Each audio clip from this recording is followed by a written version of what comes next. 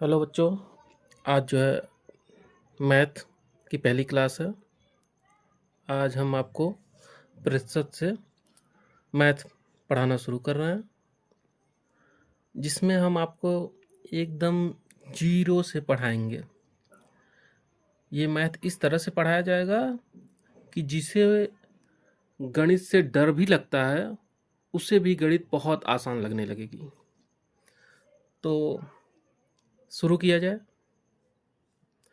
पहले हम शुरू करते हैं कि किसी भी प्रतिशत को भिन्न में कैसे बदला जाता है। जैसे कि अगर दिया हुआ है 36%, तो इसका अर्थ हुआ 36/100। समझ में आया? 36% को भिन्न में बदलना है, मतलब 36 के नीचे 100 हर में आएगा, यानी 36 को 100 से भाग दिया जाएगा और वो आएगा 9/25। ठीक। जैसे एक और देखिए,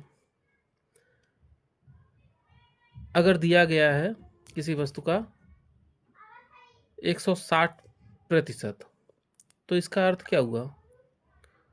160/100 यानी 8/5। समझ में आया? ये तो हो गया सीधा सीधा। अगर मान लीजिए पॉइंट में दिया हो, जैसे 0.4%, तो इसे कैसे देखेंगे? तो इसे करेंगे हम 0.4/100।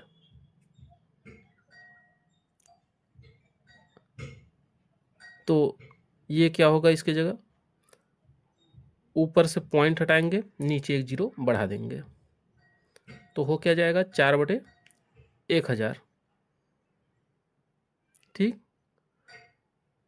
4 से ऊपर नीचे काट देंगे, हो जाएगा 1/250। तो ये तो आप समझ लिए कि प्रतिशत को भिन्न में कैसे बदला जाता है। क्योंकि यहाँ पे हम एकदम छोटी छोटी चीज़ों से आपको बताना शुरू करेंगे, जिसे कुछ भी न आता हो गणित के बारे में, वो भी यहाँ से पढ़ के किसी भी कॉम्पिटिटिव एग्ज़ाम में बहुत अच्छे से मैथ को कर जाएगा।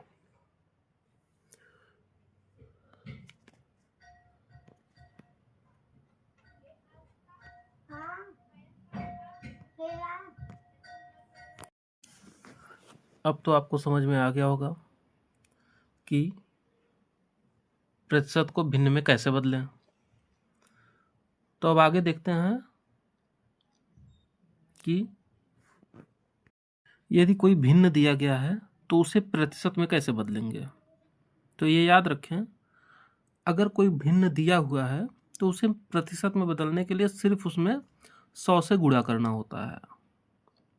जैसे देखिए, अगर आपको दिया हुआ है 11/12, तो इसे प्रतिशत में बदलना है तो सिर्फ 11/12 इंटू 100 कर देना है, और ये प्रतिशत हो जाएगा, यानी 1100/12%। ठीक।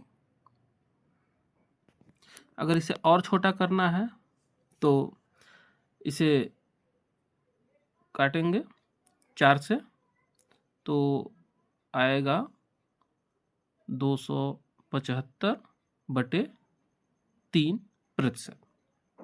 ठीक। यहाँ तक तो समझ में आ गया होगा। चलिए, अच्छा, अब आगे देखते हैं। आपको बताते हैं तुलनात्मक प्रतिशत निकालना। जैसे एक संख्या का कुछ कितना प्रतिशत होगा, यानी कि जैसे समझिए, अगर हमें दिया है 64, 64 का कितने प्रतिशत? 8 है। समझ रहे हैं? अगर संख्या 64 दी है और पूछा है कि इसमें 8 कितना प्रतिशत होगा, तो इसमें क्या करेंगे हम पहले मान लेते हैं कि 64 का x प्रतिशत बराबर 8 होगा। समझ रहे हैं? तो इसे लिखेंगे 64 गुणे x/100 इक्वल 8। ठीक है, अब इसका पक्षांतर कर लेंगे, x को एक तरफ कर लेंगे, बाकी अंकों को दूसरी तरफ। तो ये आपका हो जाएगा x बराबर 8 गुणे 100/64। तो अब इसे कटा देंगे तो 8 से हो जाएगा 8 कम 8, 8 9 64, यानी 100/8। और बराबर इसे और जब भाग देंगे तो ये होगा 8 कम 8, 8 दूनी 16.5, यानी 12.5%। ठीक, चलिए अच्छा एक और करके आपको समझाते हैं। समझिए, अच्छा 9 का कितने प्रतिशत 36 होगा। अब ये भी वैसे ही मान लीजिए x प्रतिशत, यानी कि 9 का x प्रतिशत बराबर 36। तो अब समीकरण कैसे बनेगा हमारा, 9 गुणे x/100 बराबर 36। x को एक तरफ करेंगे, बाकी अंकों को दूसरी तरफ, तो पक्षांतर होगा x बराबर 36, 100 यहाँ पे नीचे है, भाग है मतलब, तो बराबर की उस तरफ जाएगा तो उसका गुणा हो जाएगा, तो 36 गुणे 100, और 9 का इस तरफ गुणा था तो बराबर के उस तरफ जाएगा तो वो भाग हो जाएगा, तो 9 आ जाएगा नीचे। अब यहाँ पे भी होगा 9 एकम 9, 9 चौक 36, यानी 4 गुणे 100 बराबर 400। तो 9 का 400% बराबर 36। अब ये तो समझ में आ गया होगा आप सबको। ठीक,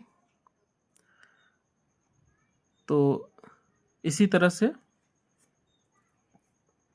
और भी आगे करेंगे। तो प्रतिशत के लिए ये एकदम शुरू से आज हमने बताया है, जिसे प्रतिशत के बारे में कुछ भी न पता हो वो भी यहाँ से शुरू करेगा तो उसे अच्छे से समझ में आएगा। आगे चल के हम जितने भी सवाल करेंगे वो सब उसे बहुत अच्छे से, अब बहुत बढ़िया तरीके से समझ में आएंगे। वो आगे से सब सवाल अच्छे से कर लेंगे। तो आज हमारी पहली क्लास थी, तो आज के लिए बस इतना ही। तो बताइएगा कमेंट में